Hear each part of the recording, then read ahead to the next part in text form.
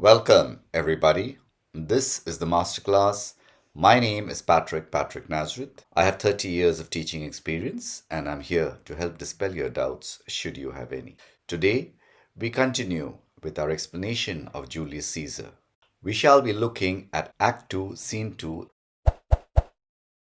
What is the importance of Act 2, Scene 2? First, it is the place where a pivotal decision takes place. Caesar decides to go to the Senate. It shows Caesar at his most vulnerable. He does not even listen to Calpurnia's warnings. This scene seals Caesar's faith because he chooses pride over caution. Character development is here. We see Caesar's complex nature, superstitious yet prideful, loving yet arrogant. Calpurnia, his wife, a voice of reason and genuine concern, whereas Decius Brutus demonstrates the power of flattery and manipulation. There is dramatic irony at play here. We, the audience, know that Decius is part of the conspiracy and is leading Caesar to his death. Thematic significance, faith versus free will. Caesar has warnings but chooses to ignore them. His public self versus his private self.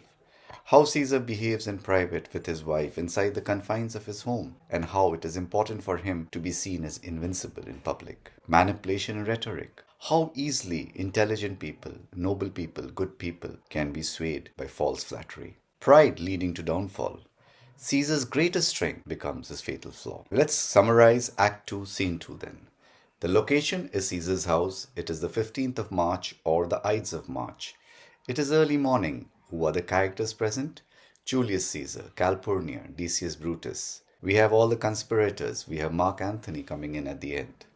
There is thunder and lightning during the night. Supernatural omens have been observed. Calpurnia has dreamt how Caesar's statue spouted blood and Romans bathed in that blood very happily. She begs Caesar not to go to the Senate. Caesar, turned by Calpurnia's love for him, decides to stay. Decius walks in at this time and he convinces Caesar to go with him.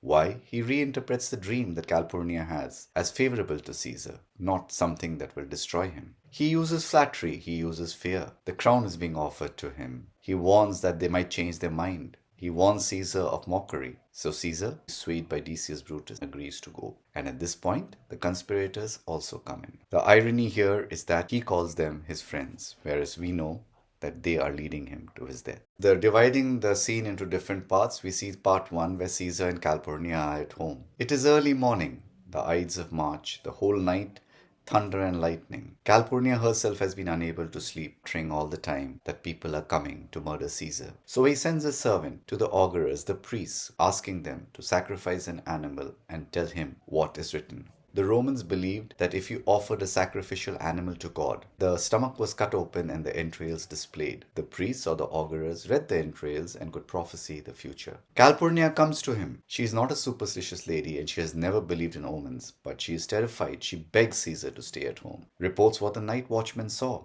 What did they see? A lioness whelping in the streets, graves opening and the dead coming out, warriors fighting in the clouds till blood flew everywhere and instead of rain, blood fell on the capital. There was a neighing of horses while they were fighting, dying men groaning, and ghosts walking up and down in the streets, shrieking all the while. Caesar, what is his initial response? He is dismissive. He claims that dangers disappear when they see his face. Caesar shall forth, the things that threaten me, ne'er looked but on my back. We understand his philosophy that death is inevitable and will come when it has to. This shows both his courage and his arrogance. Cowards die many times before their deaths. The valiant never taste of death but once. In part 2, Calpurnia tries her level best to persuade him. She appeals to Caesar's reason. All these signs point to danger. She appeals to his ego. What does she tell him? That ordinary men, when they die, nothing happens. But important people like you, if they die, even the heavens send warnings. Be careful. She goes on her knees, which is highly unusual for a Roman wife. Do not go forth today. Call it my fear that keeps you in the house, not your own. The servant comes back. There is no heart to be found in the sacrificial animal. This is a very bad thing. It foretells death. Caesar relents. He gives in to Calpurnia's pleas and he says that he will stay home. He will send Mark Antony in his place to give his apologies. For a moment, just for a moment, there is the thought that his assassination can be avoided. Part 3, Decius Brutus arrives, coming to take Caesar to the Senate. To his death, Caesar says he will not go. And then he says, I don't want to go, therefore I will not come. On being pressed by Decius Brutus, he tells him Calpurnia's dream. She dreamt tonight she saw my statue which, like a fountain with 100 spouts, did run pure blood. And many lusty Romans came smiling and did bathe their hands in it. To us, the audience, this is horrifyingly true. We know this is exactly what is going to happen. And what does Decius Brutus do? He reinterprets the dreams. He flatters Caesar. He says that this is actually favorable. Why? Because the blood of Caesar will revitalize Rome, making it more glorious, more powerful. What does he say? Your statue spouting blood signifies that from you Rome shall suck reviving blood. In part 4, he continues his manipulation. What does he use? The lure of the crown. He says, the Senate have concluded to give this day a crown to mighty Caesar. Caesar's ambition is being fulfilled. He wants to go now. This is obviously a lie, but Caesar doesn't do that. Then he appeals to Caesar. If you send them word, you will not come. Their minds might change. He goes on to say, it were a mock apt to be rendered for someone to say, break up the Senate till another time when Caesar's wife shall meet with better dreams. He tells Caesar that people may laugh at him for listening to his wife. Why should anybody trust him with power when he does not have the courage to grasp it with both hands? And then he plays his trump card. He tells Caesar, if Caesar hide himself, shall they not whisper, lo, Caesar is afraid? Now Caesar's entire personality is built on fearlessness and invincible persona. He cannot bear to appear weak or cowardly. He instantly gets up. He has changed his mind. How foolish do your fears seem now, Calpurnia? Give me my robe, for I will go. He has made up his mind. Pride has triumphed over caution. Ambition has sealed his faith. He is going to his death. Lastly, the conspirators enter to take Caesar to his death. All the men involved in the plot. Mark Antony is instructed by Caesar to look after them while he gets ready. Caesar addresses them as his friends. Brutus feels a pang of guilt. He is sad. What does he say? O Caesar, that we are only like friends makes my heart grieve when I think of it, because he knows that everyone who has come to his house to accompany Caesar to the Senate is there to ensure that he goes there, and they are the very people who are going to kill him. Who are the characters in Act 2, Scene 2? Firstly, Julius Caesar. We see him at his most complex and human. We see his strengths, courage, philosophical acceptance of death, his flaws, pride, arrogance, susceptibility to flattery. His famous speech about cowards reveals his stoic philosophy and also his tragic overconfidence. He dismisses all the warnings because he cannot bear to appear weak or fearful. Calpurnia, Caesar's wife, the voice of love and genuine concern. She is practical and not superstitious, but so many omens, she is terrified by them. Her dream is prophetically accurate, something we, the audience, understand. She uses every argument to stop Caesar going. Reason, emotion, even offering to take the blame for Caesar's absence. It doesn't work. She represents the personal and domestic concern that conflicts with political ambition.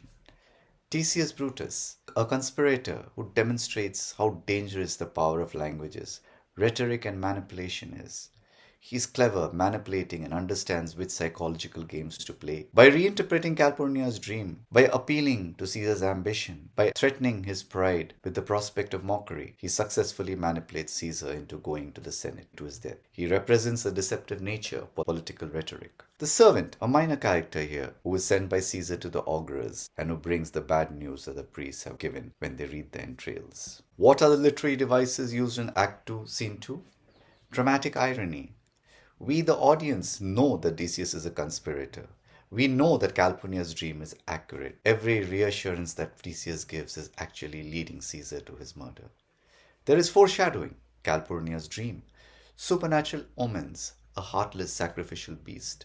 The blood imagery throughout. Symbolism. Blood is equivalent to death and sacrifice.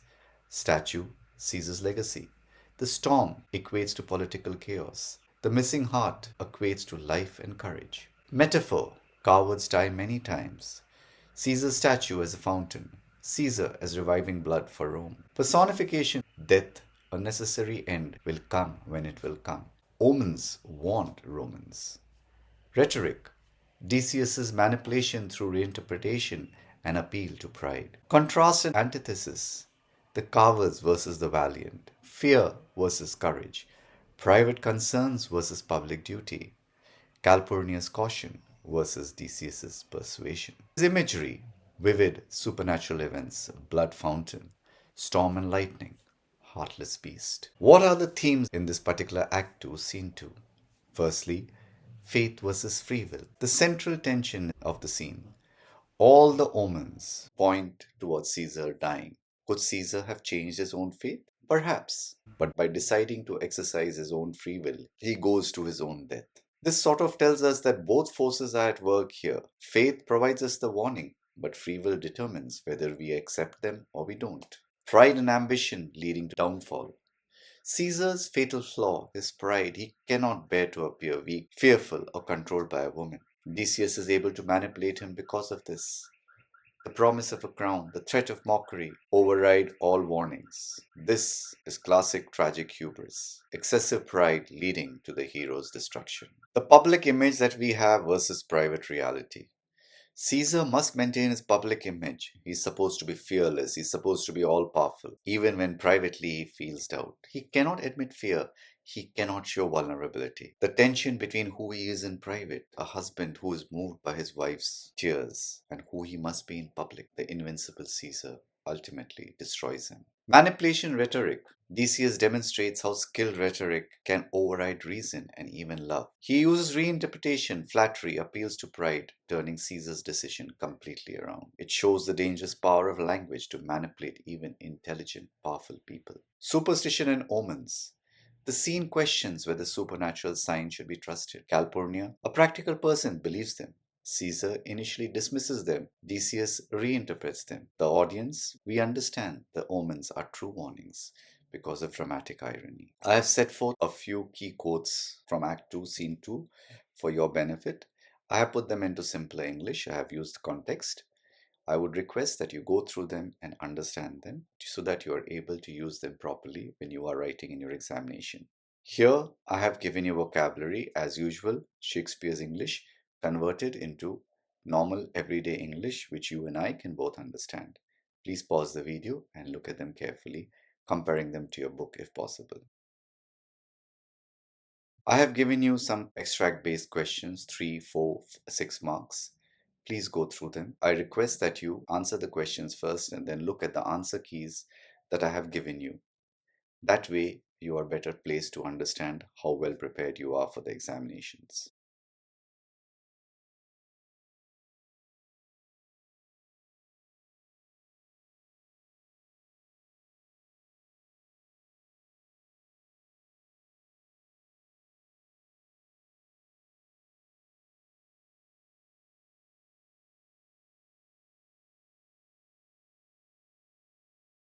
What exam tips can I offer you? You have to understand what Calpurnia's dream is, what its significance is. You have to know the exact details. You have to understand how it is prophetically accurate and connect how it functions as a foreshadowing. You look at Caesar's famous speech about death. Cowards die many times before their deaths. Understand the Stoic philosophy. Analyze how it shows both courage and overconfidence. Look at Decius's manipulation techniques. Understand reinterpretation, appeal to ambition, threat to pride. How each technique works on Caesar and connect it to the theme of rhetoric and manipulation. The supernatural omens, at least 3 you should know. Understand how they all warn of Caesar's death and analyze how they create atmosphere and dramatic tension. The character analysis of the characters in this particular act. This act 2, scene 2 is the point of no return. Caesar has every warning, but he chooses pride over caution. Calpurnia's love nearly saves him, but Decius's rhetoric prevails.